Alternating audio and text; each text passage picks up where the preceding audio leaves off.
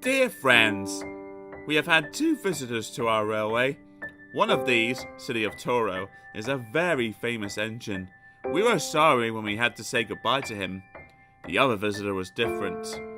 I do not believe, writes the Fat Controller, that all diesels are troublesome, but this one upset our engines and made Duck fairly unhappy. The author.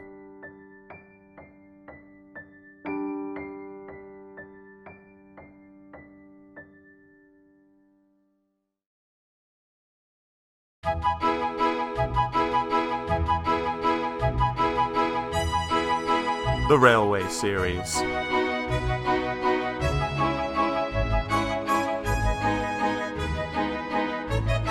Book 13, Duck and the Diesel Engine. Story 1, Domeless Engines.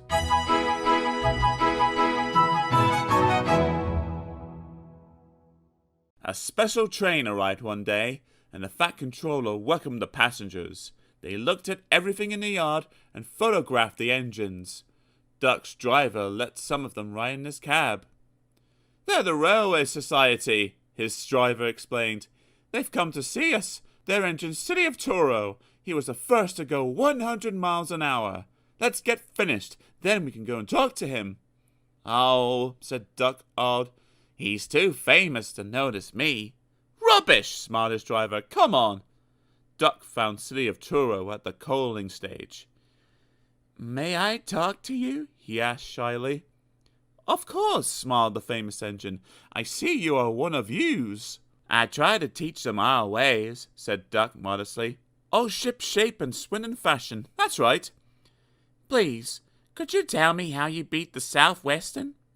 So City of Truro told Duck all about his famous run from Plymouth to Bristol more than 50 years ago. They were soon firm friends, and talked Great Western until late at night. City of Truro left early next morning. "Good riddance," grumbled Gordon, "chattering all night, keeping important engines awake. Who is he, anyway?" "He's City of Truro. He's famous." "As famous as me? Nonsense." "He's famouser than you. He went 100 miles an hour before you were drawn or thought of." "So he says, but I don't like his looks. He's got no dome," said Gordon darkly. "Never trust domeless engines. They're not respectful." "I never boast," Gordon continued modestly, "but 100 miles an hour would be easy for me. Goodbye." Presently, Duck took some trucks to Edward Station. He was cross, and it was lucky for those trucks that they had tried no tricks. "Hello," called Edward. "The famous City of Truro came through the station. He whistled to me. Wasn't he kind?" "He's the finest engine in the world," said Duck, and he told Edward about City of Truro and what Gordon had said. "Don't take any notice," soothed Edward. "He's just jealous. He thinks no engine should be famous but him. Look, he's coming now." Gordon's boiler seemed to have swollen larger than ever. He was running very fast. He swayed up and down, and from side to side as his wheels pounded the rails. "He did it, I'll do it! He did it, I'll do it!" he panted. His train rocketed past and was gone. Edward chuckled and winked at Duck. "Gordon's trying to do a City of Truro," he said. Duck was still cross. "I should think he'll knock himself to bits," he snorted. "I heard something rattle as he went through." Gordon's driver eased him off. "Steady, boy," he said. "We aren't running a race." "We are, then," said Gordon, but he said it to himself. "I've never known him ride so roughly before," remarked his driver. His fireman grabbed the brake handle to steady himself. "He's given himself a hammering, and no mistake." Soon, Gordon began to feel a little queer. The top of my boiler seems funny, he thought. It's just as if something was loose. I'd better go slower. But by then, it was too late. They met the wind on the viaduct. It wasn't just a gentle wind, nor was it a hard, steady wind. It was a teasing wind which blew suddenly in hard puffs, caught you unawares. Gordon thought it wanted to push him off the bridge. No, you don't, he said firmly. But the wind had other ideas. It curled round his boiler, crept under his loose dome, and lifted it off and away into the valley below. It fell on the rocks with a clank. Gordon was most uncomfortable. He felt cold where his dome wasn't, and besides, people laughed at him as he passed. At the big station, he tried to whoosh them away, but they crowded round no matter what he did. On the way back, he wanted his driver to stop and find his dome, and was very cross when he wouldn't. He hoped the shed would be empty, but all the engines were there waiting. Never trust Domeless Engines, said a voice. They aren't respectable.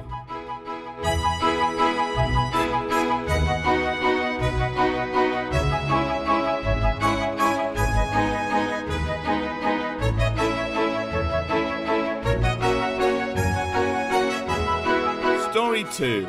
Pop Goes the Diesel.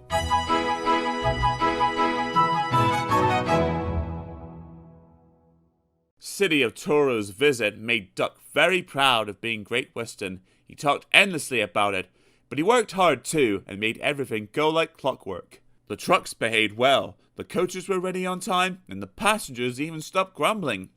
But the engines didn't like having to bustle about. There are 2 ways of doing this, Duck told them. The Great Western way or the wrong way.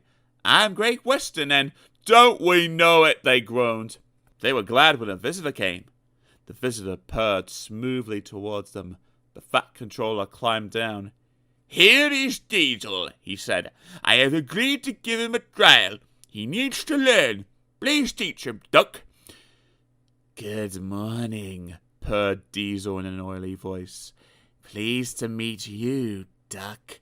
Is that James and Henry and Gordon too? I am delighted to meet such famous engines. And he purred towards them.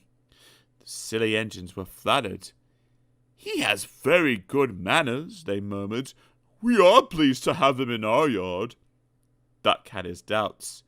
Come on, he said shortly.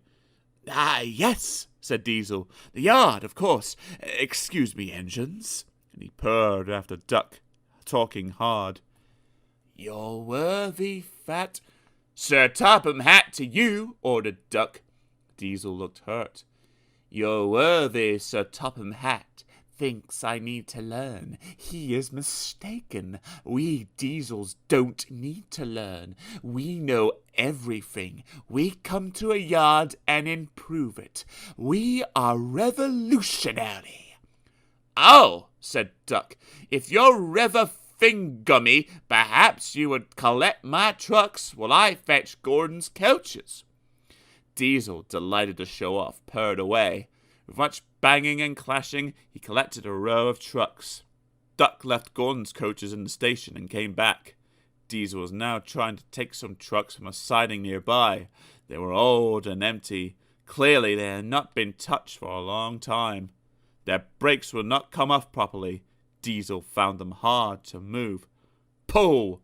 Push! Backwards! Forwards! Ah! Ah! The trucks groaned. We can't! We won't! Duck watched the operation with interest. Diesel lost patience. He roared and gave a great heave. The trucks jerked forward. They screamed. We can't! We won't! Some of their brakes broke, and the gear hanging down bumped on the rails and sleepers. We can't! We won't! Ah! Their trailing brakes caught in the points and locked themselves solid. Roared Diesel. A rusty coupling broke, and he shot forward suddenly by himself. Ha ha ha! chuckled Duck. Diesel recovered and tried to push the trucks back, but they wouldn't move, and he had to give up. Duck ran quietly round to where the other trucks all stood in line. "Thank you for arranging these, Diesel," he said. "I must go now."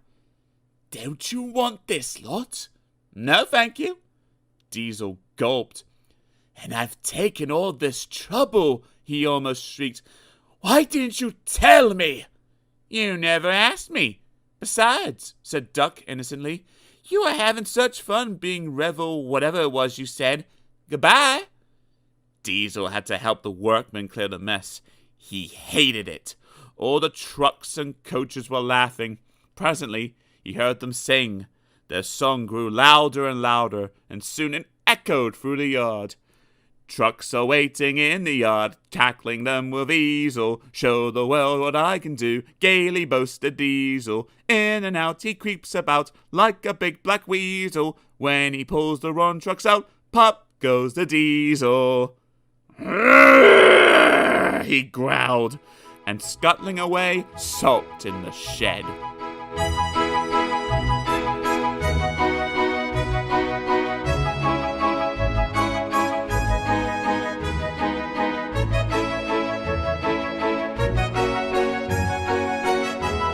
Story 3. Dirty Work.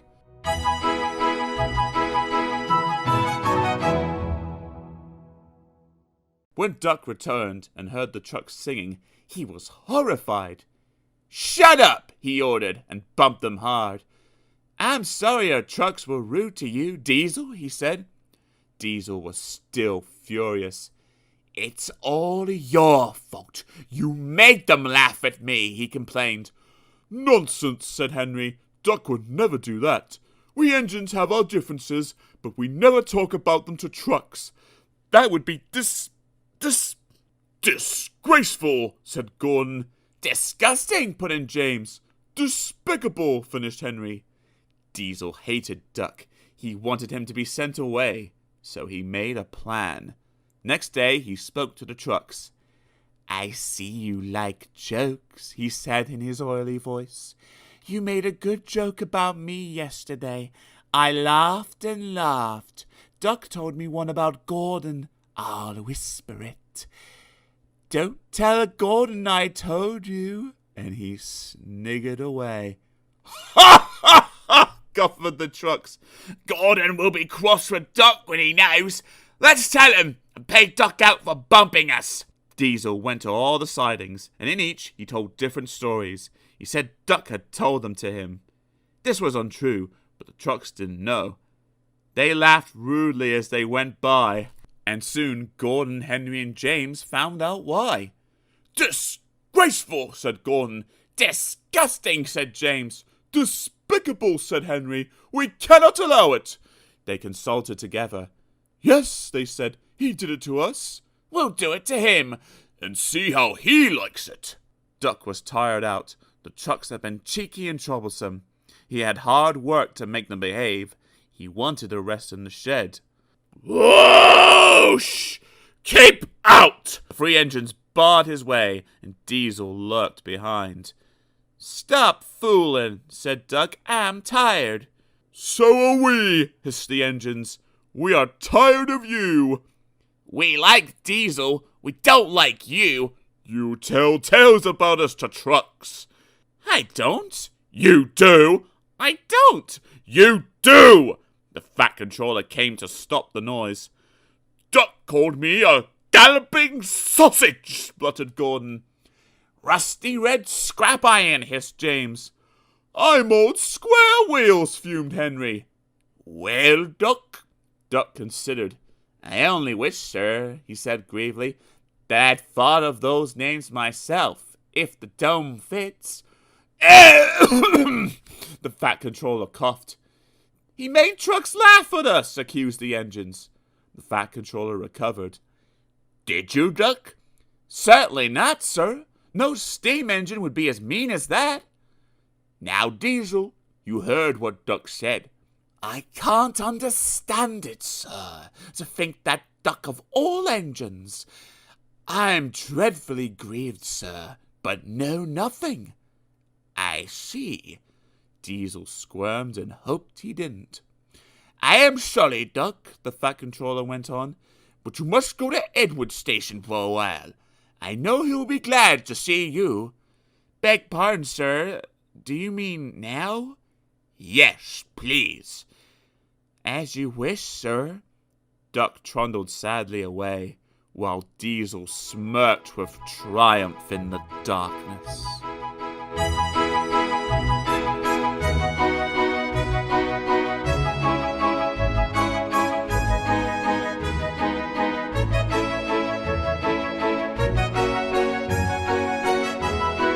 Story 4. A Close Shave.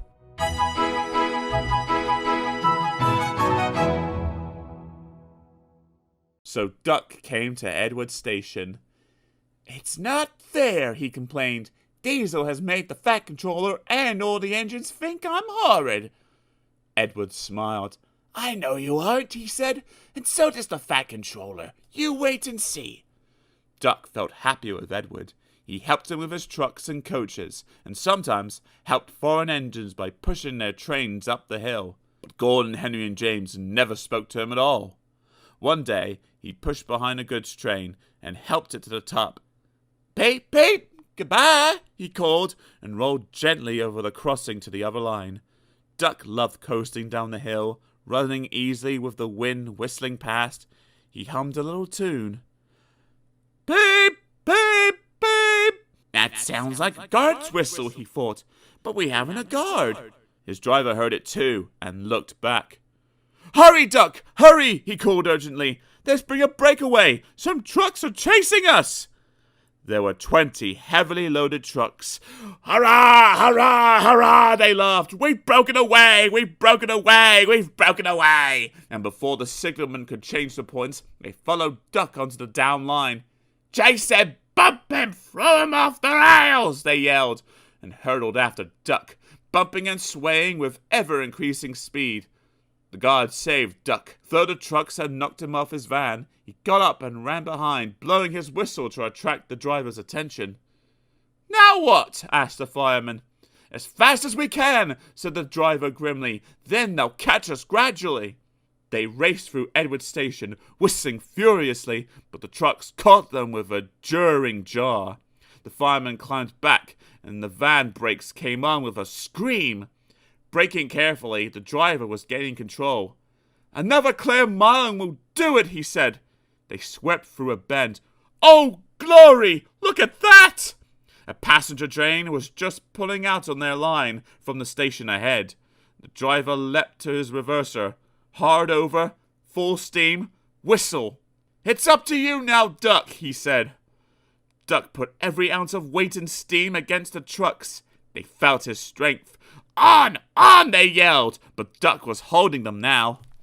I must stop them! I must! The station came nearer and nearer. The last coach cleared the platform. It's too late! Duck groaned and shut his eyes. He felt a sudden swerve and slid, shuddering and groaning along a siding. A barber had set up shop in a wooden shed in the yard. He was shaving a customer. There was a sliding, groaning crash, and part of the wall caved in. The customer jumped nervously, but the barber held him down. It's only an engine, he said calmly, and went on lathering. Beg pardon, sir, gasped Duck. Excuse my intrusion. No, I won't, said the barber crossly. You frighten my customers and spoil my new paint. I'll teach you. And he lathered Duck's face all over. Poor Duck. They were pulling the trucks away when the Fat Controller arrived. The barber was telling the workmen what he thought. I do not like engines popping through my walls, he fumed. They disturb my customers. I appreciate your feelings, said the Fat Controller, and will gladly repair the damage. But you must know that this engine and his crew have prevented a serious accident. You and many others might have been badly hurt.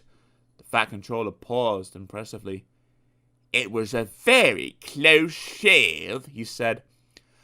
Oh, said the barber. Oh, excuse me. He ran into his shop and fetched a basin of water and washed Duck's face.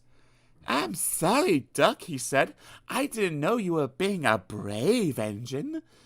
That's all right, sir, said Duck. I didn't know that either. You were very brave indeed, said the Fat Controller kindly. I'm proud of you. I shall tell City of Truro about you next time he comes. Oh, sir! Duck felt happier than he had been for weeks. And now, said the Fat Controller, when you are mended, you are coming home. Home, sir? Do you mean the yard? Of course. But, sir, they don't like me. They like Diesel. Not now, the Fat Controller smiled. I never believed Diesel. After you went, he told lies about Henry, so I sent him packing. The engines are sorry and want you back.